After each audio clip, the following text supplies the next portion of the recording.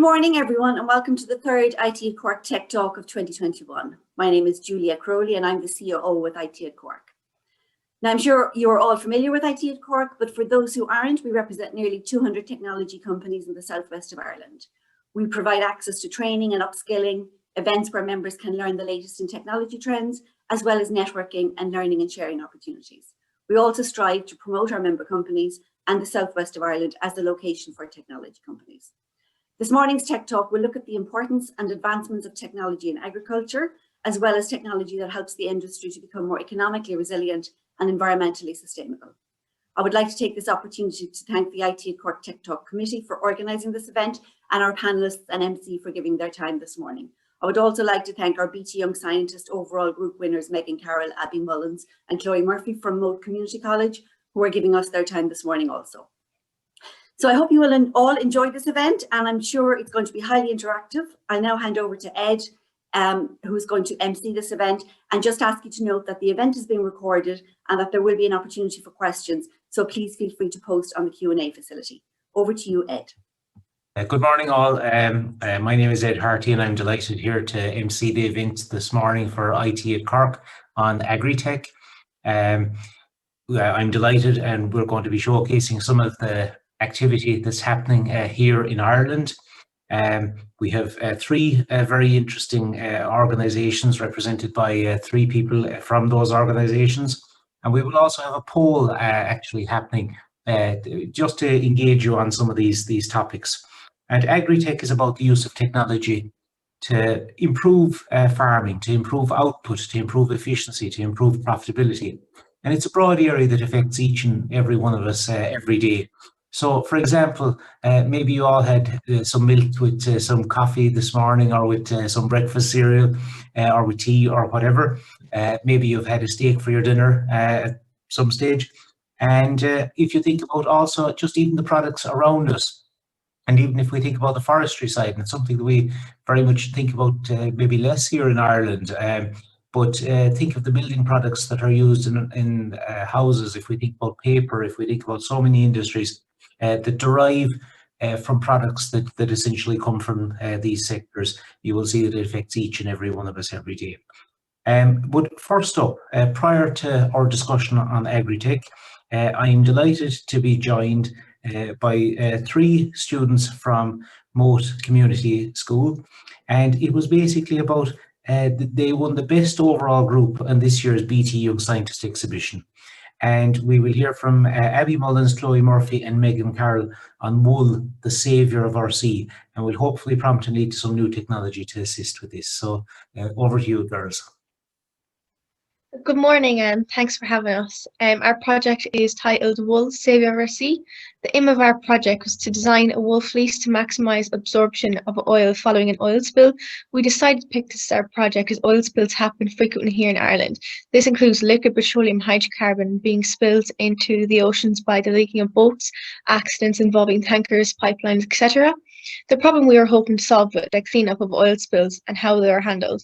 What influenced us to do this is we had seen on the news, June of last year, there had been a major oil spillage in the Arctic Circle. It was declared a state of emergency after 20,000 tonnes of diesel was leaked. Ever since this, we wanted to help find a way to clean up oil spills and contribute towards it. Oil spills are extremely damaging to the wildlife in the oceans. The animals most at risk will be seabirds. The oil rises to the surface of the water, making the oils stick to their feathers, causing matting, resulting in the loss of the feathers' natural waterproofing and insulation properties, causing them to die by hypothermia. Another way of the use of sheep's wool would help is it can give the sheep farming industry a boost in business and profit. Since COVID-19 began, the demand in wool has decreased majorly. Wool is only selling for 20 cents per kg. Hi Alla, thank you for having us. I'm Abby. In order to achieve our aim, we completed many different experiments with different variations to find out which wool and in what form is best suitable for absorbing oil. And in total, we did 5 experiments. The first experiment we did was the examination of oil absorption capacity of wool fleeces, and this was our main experiment. The oil we used was diesel. For this experiment, we firstly simulated 3 litres of seawater by using a 3.5% weight per volume sodium chloride solution. We then mimicked an oil spill by pouring 500 centimetres cubed of diesel onto the water. Using sheep's wool cut 10 centimeters squared, we place that on top of the mixture for 6 hours. To prevent any potential fires, we covered that with a dark cover. Throughout the day, we stirred the water a fixed number of times to mimic the movement of ocean currents and oil slicks. After the 6 hours, we compared the volume of both the water and oil absorbed by the wool by using a separating funnel and recorded the mass difference. We completed this experiment with 13 different breeds of sheep, such as Belclare, Suffolk, Black-Faced Mountain Cross, Milford, and Texel. Hi all, my name is Chloe Murphy. The results of our investigation showed that all wool breeds effectively absorbed oil. The most effective at absorbing oil was fine bred grey, which is a crossbreed which absorbed 55.27 litres of oil per kg. This was followed by Jacob, which is 40.66 litres per kg, white crossbreed, which absorbed 39.22 litres per kg, Black-Faced Mountain Cross, which absorbed 34.44 litres per kg. The poorest at absorbing oil was Suffolk wool, which absorbed 17.01 litres per kg. The array of results could be attributed to several factors, such as the presence of lanolin, also known as wool wax. Lanolin is a hydrophobic and oleophilic substance which is secreted by the sebaceous glands of sheep. Additionally, Cho and Marino in 1993 suggested that the medulla of each, which is the center of each individual fiber, could contribute to the absorption of oil. The scale-like structure of each fiber increases the surface area of the hydrophobic epicuticle to the oil, aiding absorption. Its presence explains the absorption of oil even after the removal of lanolin wax. Regarding the contrast between the breeds themselves, we found after some research that fine bred grey and white crossbreed are both known as fine wool. This means that the wool ranges from 20 to 24 microns in diameter. Fine wools have considerable amounts of lanolin, as smaller fibers per unit area allow for more surface to attract oil. This explains why these two breeds did particularly well. Surprisingly, the wool collected from Jacob and Black-Faced Mountain Cross sheep absorbed large amounts of oil. These wools are very coarse, which means they are between 31 and 41 microns. The wool from these breeds is low in lanolin, but has a higher density. Higher density indicates more fibers per unit area, so even though the lanolin content of each individual fiber is lower, high density indicates there are more fibers per unit area, allowing for more surface area for absorption of oil. For example, Jacob sheep wool has a density of 0.0067 grams per centimeter cubed, whereas white crossbreed has a density of 0.00412 grams per centimeter cubed. We also tested the impact of a variety of factors such as felting, surface area, and brushing on the best 3 breeds. To felt the wool, we boiled the water at 40 degrees Celsius until we saw the changes.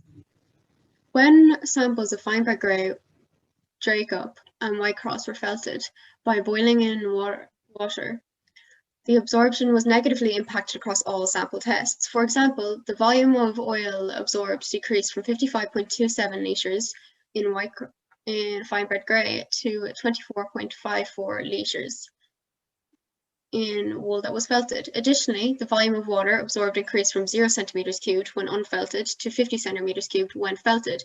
These results could be explained by the removal of the hydrophobic wool grease, also known as lanolin, during felting.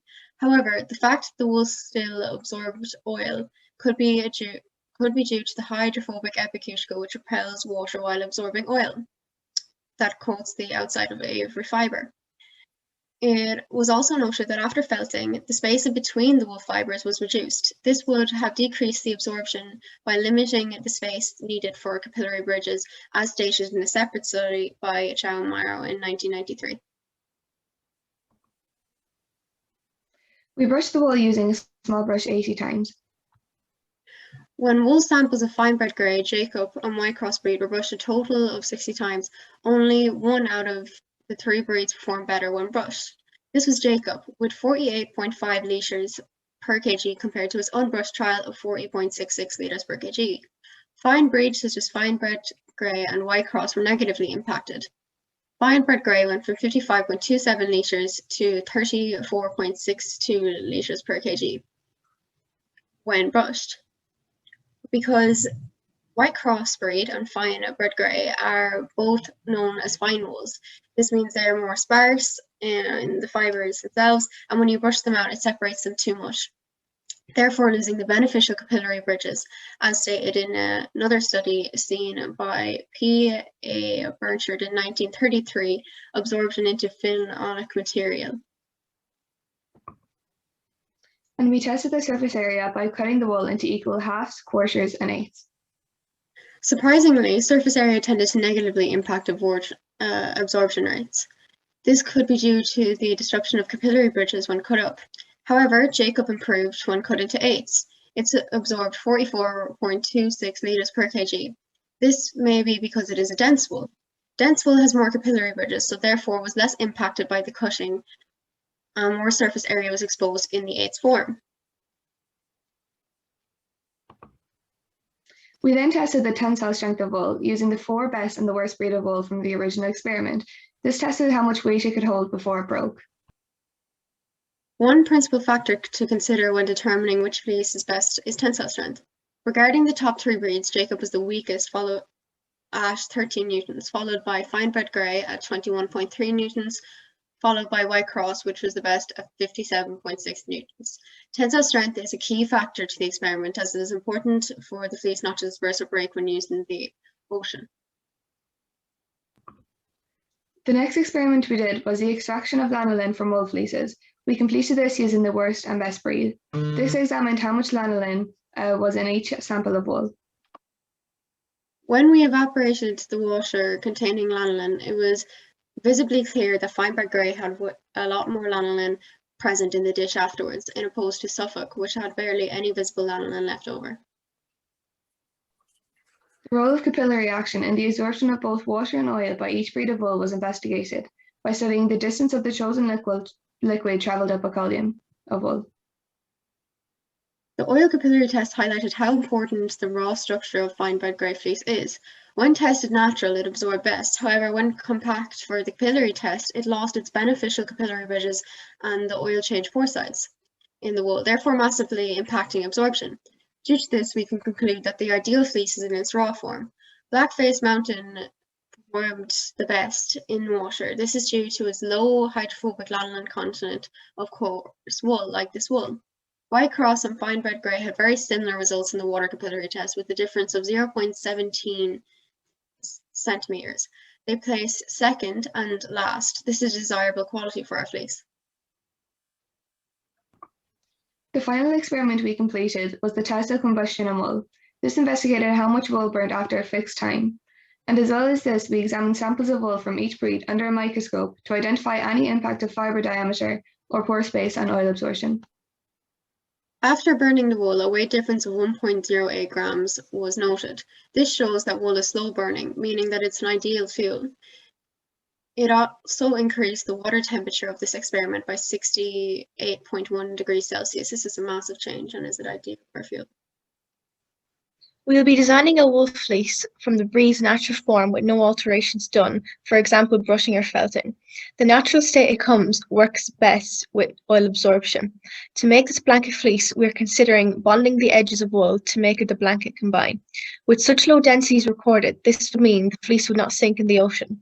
We are going to put a fishnet in or on the fleece, therefore the fishermen can easily reel it in when needed. Thank you. That's great, girls. Thanks very much for the contribution. It was most interesting and a new, innovative use of wool to what is a huge environmental problem when it happens. And it's very encouraging to see the level of science, experimentation, and so on that you've done during this project. And I'd like to thank you and once again congratulate you, the three of you, very much. So thanks very much this morning. Up next, I would like to talk to Enda Keane. Enda is the CEO of Treemetrics. He has more than 20 years experience in the forestry sector and about applying technology to that whole area. It's yeah, over to you, Enda. I'll leave you to take it from there. Thanks, Ed. Morning, everybody. So as Ed was saying, I'm a forester, one of the founders of Treemetrics. I'm going to talk to you this morning about the journey we've been on in Treemetrics, a little bit about the technology and where we're going as a company. We're in business 15 years this year, and yeah, it's been an interesting journey of, I'd call it, digital transformation over the time.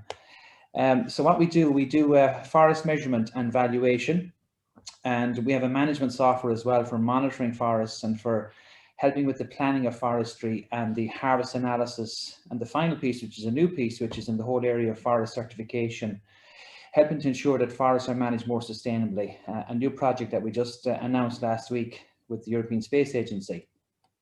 So the product that we have is a software system. It's a system for managing your database, your maps, your information. It's a mapping system and a database. Yeah, it's taken nearly 7 years of development to build the platform. Here's an overview of where we've been as a company over the years. We've traveled the world essentially over the 10 years. It's been a great journey of learning. Yeah, so we have a problem in the forest industry is poor data, basically.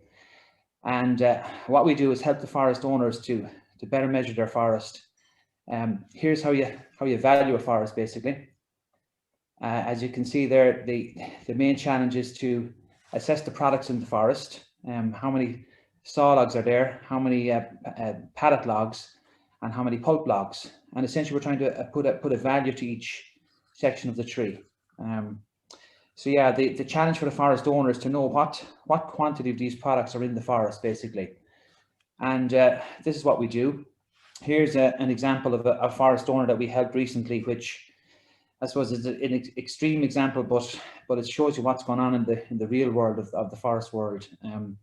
So this is a forest owner in County Clare that we helped recently that was selling their forest, and a forest company approached them and offered them 170,000 for the forestry. We went in and valued it and showed the forest owner that it was worth 930,000. In the meantime, another offer came in for 500,000, which is subsequently upgraded to 550,000. And yeah, it was it's an extreme example, but that's what's going on. And I suppose as a company, this happened last March, as a company, and it was in the middle of the beginning of the lockdown. So as a company, we had to reflect on this, and you know, this is, I suppose, what's happening in the real world of forestry is that the forest owners internationally don't have the knowledge, and what we're trying to do is help those owners to better understand their value, and bring more precision to the crop, and help them to know the value so they get a fairer and better price. So as a company, we sat down over the coming months after that, and we said, look, really, there are millions of owners out there, and the foresters and middlemen that are in there are taking advantage of the lack of knowledge. So we decided to make a major pivot. So in addition to providing software to forestry managers and to forest owners, we decided to offer the software to the millions of owners as a software as a service model. And yeah, it's bringing a bit of extra tension to the company, because we're beginning to step on the toes of some of our customers, which is a very difficult, but something we felt we had to do as a company. There was there's 16 million owners in Europe essentially, and another 20+ million owners in America and around the world that really need to know their value and have a fairer price in the market. And to achieve this, we felt we had to knock down these knowledge barriers and provide the knowledge direct to the owner. And going back to the valuation piece again, it really is quantifying the log products and putting a monetary value to the tree while it's still alive. You can see the image behind me, that image that comes from this device here. This is me in a forest in Blarney 15 years ago with a 3D scanner, and this was the original genesis of the idea. And yeah, it brings back memories. That device cost 80,000 euros, and it was a crazy heavy device, in total 30 kilograms. And I suppose in hindsight, it was a crazy idea, but the ultimate aim of the company to bring better data to the industry was what drove us. And from that data, that 3D scanner, we were able to create these new views of the forest. It was the first system in the world that measured the straightness of the tree and the log products in the tree. And from that, then we could assign an economic value to it. And it was highly disruptive. It was, for certain people in the middle, it was a bridge too far, because that was their job to tell the owner what the value of the forest was. So certain buyers of forestry, certain sawmillers just didn't want us in the chain. And yeah, so it was a real disruptive technology. And in hindsight, it was a big ask for a lot of the industry to adopt this. And so we kept and we persevered, and we survived by applying services, providing services internationally. And over the years, it had kept evolving and kept evolving. And I suppose this slide here kind of sums up the journey that we've been on from a technology point of view. The 3D scanning over the years just got smaller and cheaper. This device here is from Switzerland. This Leica Geosystems device is now 25,000 euros. But we got very excited about 4 months ago when we heard that Apple were bringing out a 3D scanner on the iPhone. And we just said we gotta react to this, because after all our years of pioneering the whole 3D scanning in forestry, we said we had to play a part in this new technology, this major disruption. So we reached out to a company. We found a company in Sweden that was availing of the 3D scanner, and essentially your iPhone now can do everything that the original device I showed you, but has a shorter range. But what we did over the last number of months is we integrated with this Swedish company called Arboreal, and from that phone, you're able to now go out and measure the tree.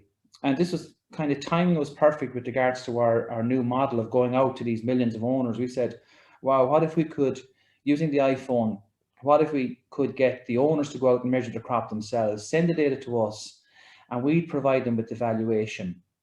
And yeah, that's where we are now. We can essentially, we announced it last week that we're able to do this, and I posted a video up on YouTube of me inside in the forest measuring it and creating an actual economic value for the farmer.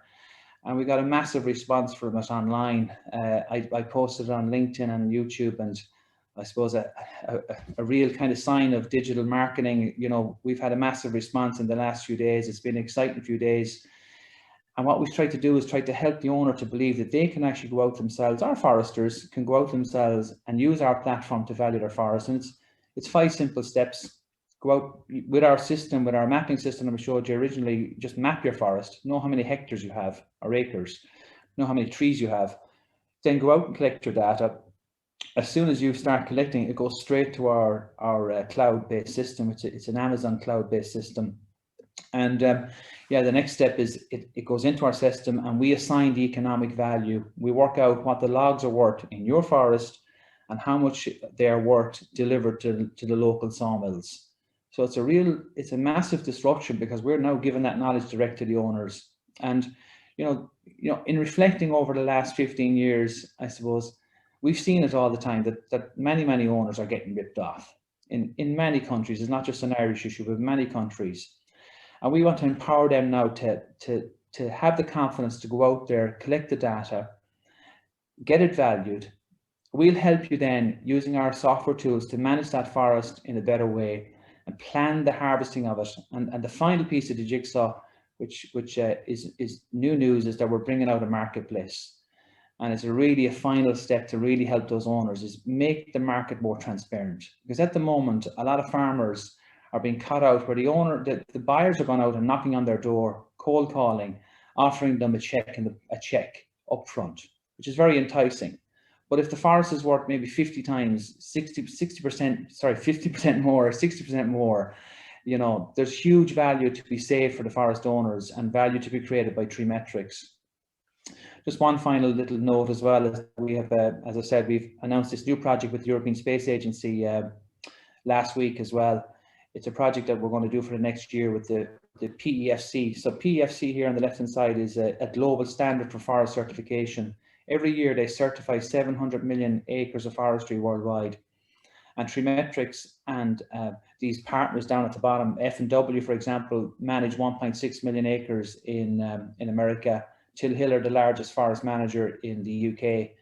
SVP, they certify all the power plants in Europe that use wood energy and globally. So these are our partners. And what we're doing is we're going to bring a whole new level of certification and monitoring to the forest world to basically bring trust into the whole supply chain, that forests are being sourced and being managed properly and being felled in the right way and being replanted in the right way. So it's an exciting project that we hope to have completed by the end of this year with the support of the European Space Agency and their satellite data. One other thing as well is that we're announcing a new carbon verification platform where forest owners around the world, thankfully now carbon is a new product that forest owners can sell. And it's great to see it finally happening after many years of hearing about this new product, carbon, that companies like Microsoft and Amazon are paying forest owners to manage their forests more sustainably. And Treemetrics, we want to be in that market. We want to be out there to provide the trust and the proof that the forests are being managed and being measured properly, and in time sell the carbon for these forest owners. So that's an exciting new development for us. And I suppose to wrap up, it's a new SaaS model that we're going to. We're leveraging all the technologies you can think of, like obviously cloud is a big part of it. Artificial intelligence and machine learning is a big part of our company. With the new iPhone, augmented reality is a part of the application. Machine vision. So yeah, we're leveraging all the latest mega trends that are there, and we're delivering it in this SaaS model. And I'd like to thank some of the SaaS companies in Ireland who've helped me over the last 6 months to understand SaaS and how to make it work. But look, if you wouldn't mind, this is a new journey for us, and it's about awareness now, getting the forest owners worldwide to know about us. So I'd really appreciate it if you'd spread the word and share the good news of Treemetrics. Digital marketing now is going to be a major challenge for us to create that awareness. But I'm delighted to have the opportunity to talk to you for these few minutes, and look forward to your questions later on maybe, and here are my contact details if you want to reach out to me. Thank you very much.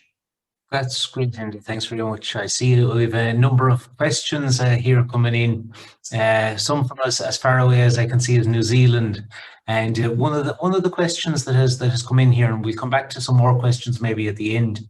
But and again, me not being a forestry expert, but are the estimates insightful to standard Pinus radiata plantations? Or are they better suited to forests with more variability? Was the question. No, Pinus radiata radiata pine is a very common species in the southern hemisphere. Yes. And thankfully, Treemetrics over our years have spent a lot of time working in South Australia, for example. We've worked in New Zealand. We've actually collected data in Chile, of all places, and yeah, so it works in Pinus radiata for sure. And gladly help you if you email me. We'll gladly help you to better value your forest and get you a better price, please God. Yes, and was another question that has just come in there is, obviously there's huge value locked up and probably hidden value, let's say, in a lot of forests. And how does that work from the point of view that, if I'm a forest owner and I want to use your services, how does it work? So the way it works, it's very simple now, Ed. We'll help you map your forest with our software system. We've tried to make it super easy and simple to use. You go out with your iPhone. Unfortunately, it's only iPhone now, but you go out with your phone, and it's like taking pictures of your tree. And from the pictures, you can measure the diameter at chest height, it's called. And you can measure the height of the trees and count the trees. And as soon as we have that data, we can turn it into log products and model and estimate the value. We put an economic value to each log type. So it's super simple. The next big step, though, is the big hard one, is can we disrupt the middleman? Can we help the farmer to get a more transparent price? That's the big challenge. Okay, very good. Yeah, we'll come back to some more questions there in a while, Linda, when we're towards the end. Yeah. So thanks very much. Our second speaker that's up is Fabien Payod. He's the CEO and co-founder of Herdwatch. He was born and raised in South France. He moved to Ireland in 1996, and he has about 20 years in the whole software industry, designing and developing apps and building technology solutions for various business challenges. Over the last number of years, he spent researching, developing, managing Herdwatch with a small and dedicated team that are based in Rossgrave. And I'll let him tell you about the journey and that they've been on and the technology they've developed. So over to you, Fabian. Thank you very much, Ed, and good morning, everyone. I suppose if we were all in the same room, the first question I would be asking you to raise would be to raise your hand if you count at least one farmer as family or friend. And I was always surprised at the number of raised hands. So unfortunately, we can't do this today, but in any case, I presume most of you will not know much about Herdwatch. So I'll try and introduce our business and technology in the next 5 or 10 minutes. So first of all, Herdwatch really is known for one thing. It's the #1, or it has become, I suppose, the #1. It wasn't 7 years ago, but it has become the #1 farm management software across Ireland and the UK. In terms of numbers, what does that mean? We're looking at 14,500 farming members in 2 countries, 5 if you're a soccer fan. These are Ireland, Northern Ireland, Wales, Scotland, and England. Our software tracks, I know I say tracks, it doesn't track physically, but tracks the health and the records for over 1.7 million animals. These are live animals. And our app has also been used to register over 1.5 million calves in the past 7 years. 500,000 of that is pretty much in the last year alone. And finally, really almost most importantly, we look after 15 million farm records for our members. And as you'll find out over the next couple of minutes, these are very, very important for farm businesses. Also, we're very, very proudly part of FRS Network. Some of you might know it as Farm Relief Services, which is a farmer-owned cooperative that was created 40 years ago. In fact, celebrated their 40th anniversary there last year in 2020. So what do we do? I guess the one-liner that sort of, summarizes everything we do is this one, which is we offer a simple solution to reduce farm paperwork and allow farmers to make better decisions. The fact is that our farmers spend less time on paperwork, and the reason that they want to do that is so they can spend time on things that are more important. I suppose it's a fact of life that nobody enjoys paperwork, unless maybe you're an accountant or something like that. But even then, I don't think it's something that people enjoy doing. And it also allows them to make better farm management decisions. And that's, we give them the information that matters when it matters. That's what we try to do. No more evenings spent on paperwork. Again, if any of you know or potentially are farming, you know exactly what this means. You come home after 8 hours on the farm or 10 hours on the farm, and you still have to turn on the computer, open the book, and put some records in there. With Herdwatch, you can do it on the spot. You get it done, and you get it done fast. And more finally, and most importantly, you keep your farm records safe forever. There's a lot tied to farm records, and not just financially, but also in terms of animal health and efficiency, because having records allows you to make decisions over time on particular animals. So usually when I talk to a non-farming audience, that's what I call Herdwatch, CRM for cows. And I think it does describe very well what we're about. If you know CRM, the cow or the bull or the heifer or the calf are at the center of Herdwatch, and everything is 360 degree around that.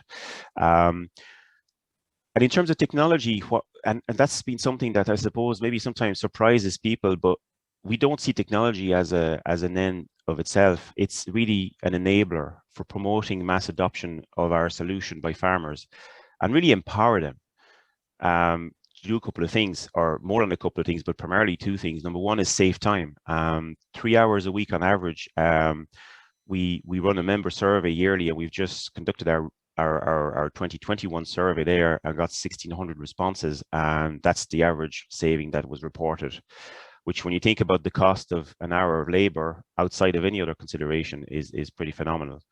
They also make better data-driven decisions and make them faster, also known as decision support, which is sort of the fancy word that describes all of that.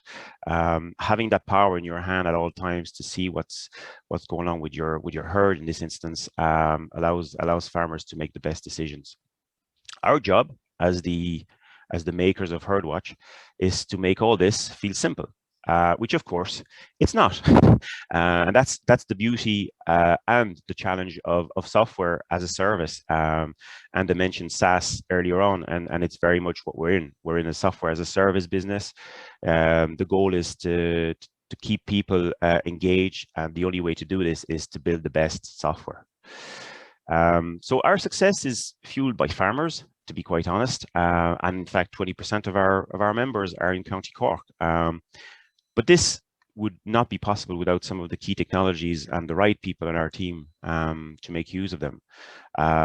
Again, you know, you'll probably hear this again from Mike later on, but you know, cloud computing, in our case, fueled by powered by Amazon Web Services, AWS, and other services. Most of them, which is really interesting, and it's accidental to a point. We didn't go out of our way to work with Irish companies, but Intercom and Stripe are two shining examples of Ireland's seat at the top table internationally. These are fantastic web enabled services that, quite honestly, we would find very hard to operate without, or at least operate to the level we do. Obviously, for an app, mobile technology is central to what we've been able to do. Without the smartphones, the apps, and the mobile networks, you know, Herdwatch and the million or two other apps that are out there would not exist. Just to finish, I want to quickly run through, and I mean, I'm not going to mention it, but this is just showing you what it is to be in AgTech. You know, it isn't you build it and they will come. You build it and then you rebuild it and then you build it some more.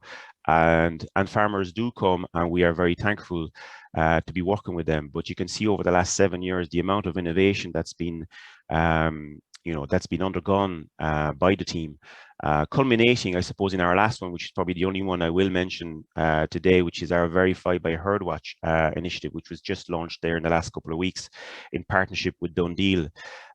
Those of you who've bought cars or looked at cars on Dundeel will be familiar with the green light service, which is a checkbox that you get on particular adverts that provide you with more information about the car and its ownership and its history. But we've applied a similar concept to cattle, to livestock. So today you can go on the Dundeel website and look for Verified by Herdwatch livestock, which gives you extra level of security and ownership verification and history on particular animals before you buy them. So that's the level we're at, and the RO is going on further than 2021, and you know, we will continue to innovate with and for farmers using whatever technology is available to do that. So thank you very much for listening, and of course feel free to contact me or ask any questions now through Ed. That's great, Fabian. Thanks very much for that. You know, obviously, I suppose the people and the team that are involved and the need for skilled team members. Would you comment a little bit about that? Absolutely, absolutely. Listen, you know yourself, people are what make businesses successful. Correct. And in that respect, Herdwatch is no different. I suppose for me, the uniqueness of the journey comes from the fact that it started as a one-man band back in 2012, and we're now up to a team of 40 people, which is truly amazing when I stop and think about it, which is not that often, unfortunately. But you know, obviously finding and hiring talent is always a challenge, particularly in tech. But we've been very lucky in many ways, Ed. First, I'd like to mention that we work with our colleagues at FRS Recruitment, and they've always provided us a top-class recruitment service. Now, they're related to us. It is a plug. That's my plug of the day. But if anyone out there is hiring, I truly mean that. You know, I would strongly encourage you to talk to these guys at FRS Recruitment. They've really taken our hiring process to the next level. But we're also, I suppose, very lucky to be operating in a sector that's becoming more and more attractive to young graduates and professionals in general, which wasn't maybe the case 7 years ago. I don't know, you know, if you can relate to that yourself, guys, but, you know, it wasn't as maybe sexy as it is now. But, you know, we've got to the point now where AgTech is, and, you know, quite frankly, rightly so, a very attractive prospect. So, you know, and then, you know, we're lucky to be located in the heart of the country, in Roscrea, as you mentioned, in Tipperary, in the FRS, Farm Relief Services headquarters. And look, as you know, as I am, I suppose, lucky enough to be here today, I'd like to announce a couple of key appointments that we've made very recently, just to show you how quickly the team is growing. We've Pat Bulger is joining the business in a sort of hands-on CTO role, where he'll be leading a team of, I think, over 20 product and technology experts at this stage. Pat has 20 years software and AgriTech experience, including head of software in Origin Enterprises PLC, which is a leader in crop technologies that some of you might know. And to top it all off, Pat is originally from Kerry, which I'm sure Ed will be delighted to hear. Great talent down there in Kerry. So, you know, and then as part of these couple of appointments, we've also asked James Greavy, who's been with Herdwatch since 2015, I think, to take on a role as head of innovation in the business. And in that role, I suppose he'll continue to oversee and influence the multi-year roadmap of Herdwatch, whereas Pat will be looking at delivering, I suppose, the next 6 to 12 months of product. James, for those of you who've met him before, will know, you know, his fantastic vision, and he's been part of that huge growth that we've seen. So look, to be honest, you know, I know it's tough times at the moment. We're all experiencing, you know, as a nation. But at the same time, I've never been, you know, so excited really at the prospects for the business, the team, and more importantly for the thousands of farmers that use the platform. And you know, I've no doubt that both Pat and James will take it to the next level. And finally, on the recruitment side, because I know this is, you know, obviously it's a hot topic, I suppose, everywhere, but we're currently hiring to create a brand new team, which will focus on our next big, you know, ambition, which is a global presence for Herdwatch. Obviously, we want to continue to grow our feature set for farmers in our existing markets, so we're not disrupting that. Those teams are continuing to focus on that, but we're creating this new team. So if anyone out there knows, you know, someone who's passionate about farming or technology, or ideally both, please tell them to keep an eye on our job postings and talk to us. You know, it's a great sector, and I'm a bit biased, but Herdwatch is a nice place to work. Very good. Thanks very much, Fabian.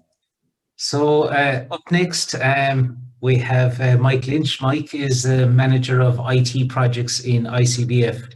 And ICBF is a fabulous organization. I describe it a little bit like the 23andMe of the ag industry. Or the ancestry.com of the ag industry, for people that know that. We've heard an awful lot more about DNA and fingerprinting and different things like that in more recent times. This is an organization that they truly world leaders in this area, using the very latest cutting edge technology to apply it to agriculture. And they have a fabulous database of animal data. So it's truly inspiring, and I'm going to come back to some of the questions around this with Mike afterwards. But I'll hand it over to you, Mike, to tell us about the ICBF journey, your role within it, and where you're going for the future. So thanks very much. Thanks very much, Ed. I'll just start sharing here.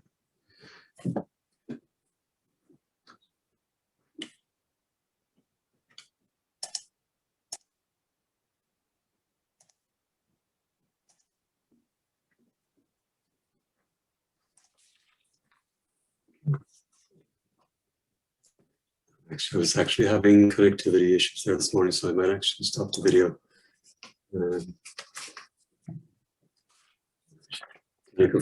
You're seeing that?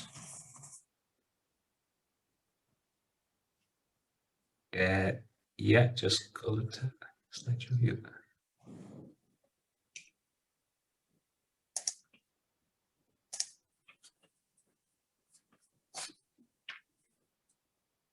Yeah, perfect. Right, so good morning, everyone, and thank you again for the opportunity to talk to you today.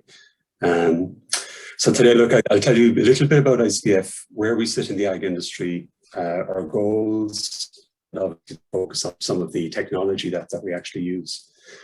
So we're a non-for-profit organization. We were established in 2002. Our office is based in London, and our plan is to actually move to a new office in Ballincollig post-COVID. There's just under 80 people working in the organization, and just under half of that figure then would be on the IT and software development side of the house. The other groups then would be our geneticists and bioinformatics teams, our ag scientists, our breeding specialists, and obviously our admin team who keep the show on the road. So about ICBF, our vision, it's about empowering sustainable farming, through collaboration and excellence in genetics and big data solutions. And we'll come on to big data there shortly. So our focus is on the national dairy and beef herd and ensuring that the next generation of animals in these herds are more sustainable, both from an environmental point of view, but also from an economic point of view. So this slide then shows in more detail the organization, from breed societies to milk recording organizations, AI companies, and in this context, AI refers to artificial insemination, but we also do the other AI as well. And there's a strong farmer representation then as well in the organization. So this next slide just shows you the state of play prior to the setting up of the central database. So back in 2002, each of these organizations has data covering its own particular farmers and activities. There was a lot of duplication of data. Farmers often had to record the same animal data with different organizations. So the initial task of ICBF was to establish a central database where all of this animal performance and ancestry data could be pulled together. The individual organizations could continue to run their operations on the database, and farmers only had to record data in one location. And then finally, the combination of all this data then could actually be used to get a handle on the genetic profile of the national herd. So in 2002, we started off with 6,000 dairy milk recording herds, and then began combining the data from the ancestry data from the pedigree societies, milk recording organizations, AI companies, and then bringing it all up to date with live feeds of data from the Department of Agriculture's AIM system. So then if we fast forward to 2021, there's now over 100,000 herds on the database. The beef herds have been fully integrated into the database, and we receive and transmit data from a wide range of bodies, from factories to marts, milk processors, vets, veterinary laboratories. We have engagement with organisations like Animal Health Ireland, Arboreal, and we've close ties then with Teagasc, both on the research side and in facilitating farm advisory services. This slide then just shows you some of the volumes of data that we'd be dealing with. So as I said, just over 100,000 herds, 6.5 live animals, but well over 50 million records in the database now on animals, and then a wide range of animal performance data on each of those animals. So look, that's certainly a lot of data, but it actually pales in comparison then to the volumes of data that newer technologies around DNA and genomics generate. So each one of those 380,000 genotype contains data on the DNA of the animals. So you might ask, what do we do with all this data? Well, we use it to identify which animals are most profitable based on their genetics. We then provide genetic and database services back out to the industry organizations. We provide tools and reports to farmers to help with their decision making. And then we partner with the likes of the Department of Agriculture and the wider industry on national projects and initiatives. So this slide just briefly shows the rate of genetic gain over the last 20 years. The grey line is the dairy genetics. So in 2002, the database was established and the genetic profile of the dairy herd was baselined. From there then, using national breeding programs and so on, we were able to promote access to better genetics for farmers and the industry to drive genetic gain. Then with the advent of DNA-based technologies such as genomics, the time to get a handle on the animal's genetics was shortened, so the rate of improvement actually increased. We started into the beef genetics a few years later then, and as we can see here in the orange, that's since the beginning of 2015, and the introduction of the Department of Agriculture's Beef Data and Genomics program, that the genetic merit of the national beef herd has improved. And this corresponds to more profitable and more carbon efficient animals. The figures on the left then just show the estimated return investment to the industry based on the efficiencies brought about by better genetics. So this slide then just focuses a bit again, just shows where the database sits within the industry. There are some entities, these are some of the entities that link with and make use of the database. Some, like our stakeholders, run their day-to-day operations from the database. We have data flowing to and from marts, veterinary labs, and so on. We have data links with the Department of Agriculture's AIM system, from which we get the latest in animal births and movement data. Obviously, the key player in this then are the actual beef and dairy farmers themselves. And they have many ways of interacting with the database, recording data and so on. And it's actually also through this farmer component that we establish data links with the companies providing services to farmers, such as Dairy Master and Herdwatch. And all of these can supply data then that can be used for genetic evaluations. This next slide just gives you a flavor of some of the tools and reports that are available to farmers. They have dashboards and apps to give them the latest performance and genetics data on the animals in their herd. And then they use all of this information in making breeding decisions. So I'll just touch on the technology and the journey we've been on there. So look, this slide shows how the data volumes have increased over the last 20 years. Around 2015 was when genotype data started coming on stream. So that precipitated a big jump in storage and compute requirements, and it continues to grow. This slide then just actually shows some of the volumes of data involved in DNA data. So it's roughly 50,000 items of data for every animal that's genotyped. And then this can give us a lot of insight into the genetics of the animal. Ireland now actually has the largest database in the world for beef animals, and I think it's the second largest on dairy after the US. So as you can see there, our core technology is collects the data systems. We have an on-prem cloud infrastructure, with obviously some off-prem cloud capabilities then as well as needed. On the software development side, our developers tend to be full stack developers. A core capability is obviously database development, and then depending on the project, they'll code in various web and mobile activities. More and more then we're seeing use cases come forward for the use of machine learning and data analytics, and we've also actually did a proof of concept around blockchain as well.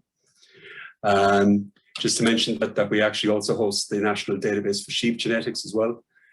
So this makes use of the same technical and development resources as cattle, albeit on a much smaller scale. We're also involved in a lot of research activities, both in Ireland and abroad. And Vistamilk is just one that I'll mention here today, as there is a strong Cork connection. It's the Science Foundation Ireland research centre that's based in Moore Park, Fermoy.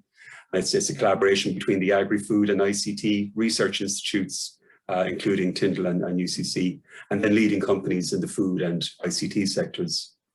And it's looking at innovation across the various technology domains, from sensors to IoT to data analytics, and then delivering on the latest research across the supply chain.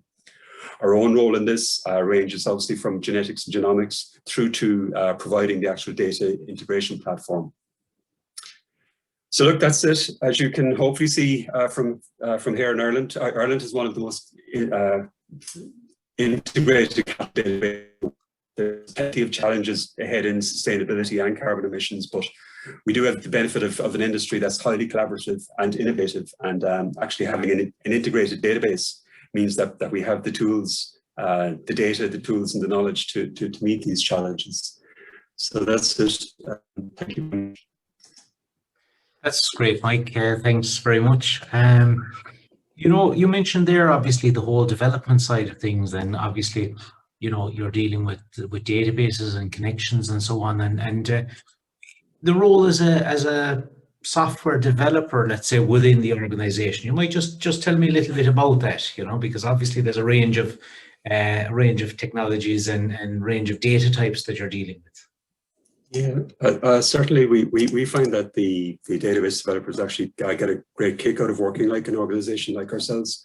It's a smaller organization, but it means that you get exposure to much more of the software development cycle. There's obviously the coding, but there's the meeting with the end users and seeing the impact of the product. There's very little in ICVF that actually doesn't make it out into the hands of a farmer or somebody in the industry or so on, and developers get a great kick from that. Yeah. Something like our bull search gets about 4 million hits per annum. So certainly, and the developers also buy into the big picture as well.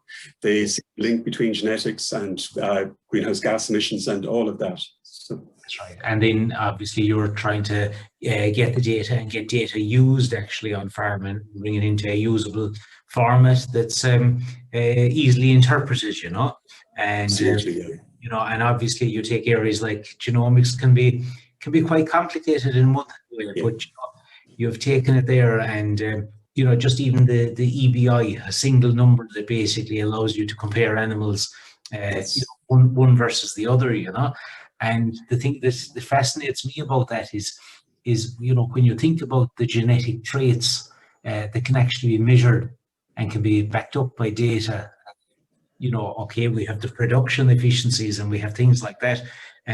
But if you think about an animal's temperament, so, docility, it's amazing to think that that's actually a heritable characteristic, So if you took that in the human context, that somebody's temperament, that there's a component to which they inherit, and that's something that you're doing with animals each and every day, So it's truly fascinating, Mike.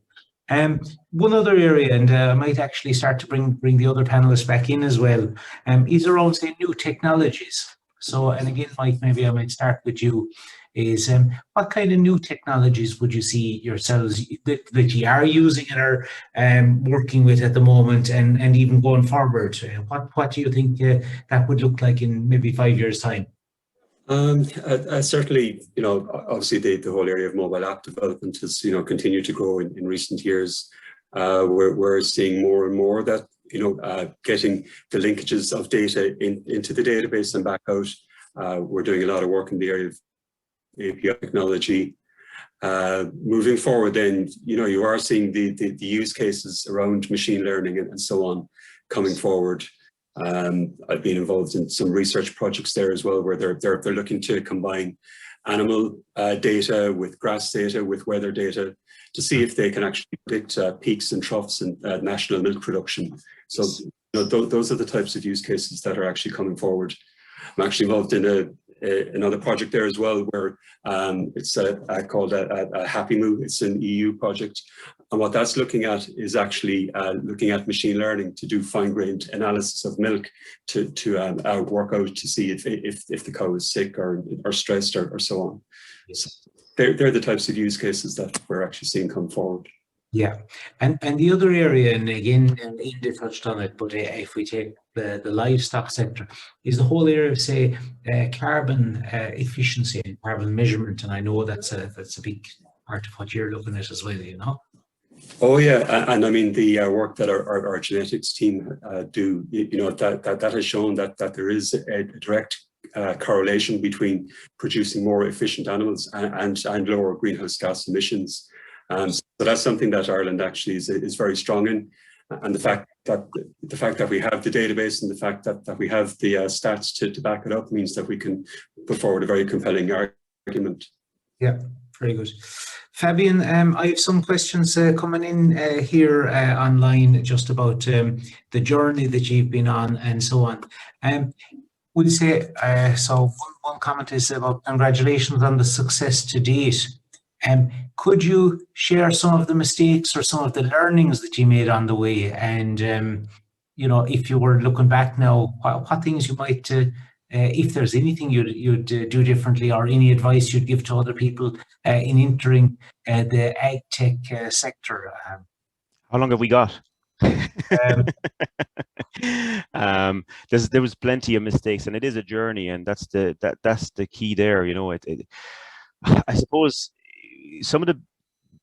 the most impactful mistakes we made, and there wasn't that many, but they were quite impactful. And I go back to the hiring process. You know, we made a couple of mistakes along the way on our hiring process, and it wasn't anything to do with the people that we hired. It was us really that mishired, if you know what I mean. And it's something we learned, I suppose, the hard way. And we absolutely have a much more solid recruitment and hiring process now that ensures, as much as possible, that we get the right people, because, as I was mentioning earlier, that's the most important thing. You know, so they're the ones that stick in my mind. But I mean, you're talking about dozens and dozens of you know, thankfully, you know, no mistake has been sort of fatal or even close to, you know, there were all a lot of small mistakes, or maybe just assumptions. And I think one of the key things that's coming through both from and from Mike there is data driven. You know, decisions don't just apply to farming.